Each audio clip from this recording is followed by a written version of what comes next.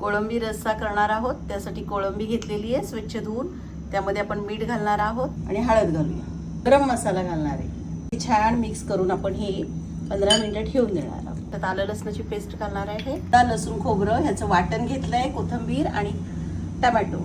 कोळंबी आपण थोडीशी फ्राय करून घेणार आहोत. आधी कशी करून घेणार आहोत, बॅचमध्ये फ्राय करून घेणार आहे. थोडं तेलामध्ये आता तमालपत्र घालूया आणि छान परतून घेऊया. आता यामध्ये वाटण घालूया.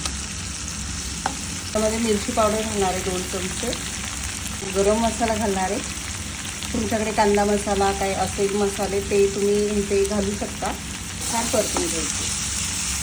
छान तेल सुटलंय. गरम पाणी घालायचंय. उकळी आली आहे. प्रॉन्स आपण ह्यामध्ये घालून घेणार आहोत. 5 मिनिटं होऊ देणार आहोत. 5 ते 6 मिनिटं झाले. आपण काढून घेऊया. कोथिंबीर घालूया. मिक्स करूया. ती कढी छानशी तयार झाली आहे.